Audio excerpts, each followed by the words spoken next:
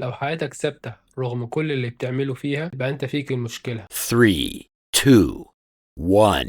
يبقى انت فيك المشكلة مش في حد تاني. الجملة دي كانت صادمة بالنسبة لي، فضلت ترن في دماغي وانا بقفل اللابتوب اخر اليوم. كنت مرهق تعبان ودماغي مليانة بس قلبي فاضي. كنت بصحى كل يوم بدري، بفتح كتاب، اسمع بودكاست، اشوف فيديوهات تحفيزيه، بكتب لستة مهام طويله، واقفل اليوم واليوم يخلص وانا تعبان ومرهق بس مش راضي عن نفسي. كنت دايما بقول لما ابقى في مود كويس هبدا، لما ابقى فاضي، لما ابقى جاهز. بس الحقيقه انا كنت بضحك على نفسي، انا عمري ما كنت جاهز. كنت دايما بستنى اللحظه المثاليه، عمري كان بيعدي وحياتي بتمشي وانا واقف بتفرج عليها. وبعدين اكتشفت غلطه تاني، اني كنت عايز اعمل كل حاجه صح ومثاليه من اول مره، كل كلمه محسوبه، كل خطوه مدروسه وانا عامل حسابي عليها، والنتيجه مفيش حاجه اتعملت. كنت دايما واقف مكاني، مش لاني ضعيف، لاني كنت خايف اغلط. عمال اقرا كتب كتير واسمع اكتر واتعلم اكتر، بس عمري ما سالت نفسي انا قدرت اغير ايه فعلا. حياتي اتحسنت ولا لا؟ دماغي كانت مليانه افكار لكن حياتي واقف محلك سر. وفي يوم وانا قاعد لوحدي فهمت الكذبه الكبيره. كنت فاكر ان تطوير الذات يعني ابقى مبسوط، اضحك، ابقى ايجابي طول الوقت، لكن الحقيقه كانت اصعب من كده. تطوير الذات يعني انك تقعد مع نفسك تشوف ايه اللي كنت بتهرب منه وتواجهه، حاجات زي اخطائك، كسلك، خوفك. وفي نفس الوقت كنت بثقل نفسي بمهام اكتر من طاقه، عمال اجري في كل اتجاه واشتغل في كل حاجه. بس الحقيقه عمري ما كنت مركز ولا منتج في اي حاجه من اللي كنت بجري وراه. كنت بسيب المهم اتشغل بالفاضي على اساس ان انا كده ابقى مشغول. وكنت فاكر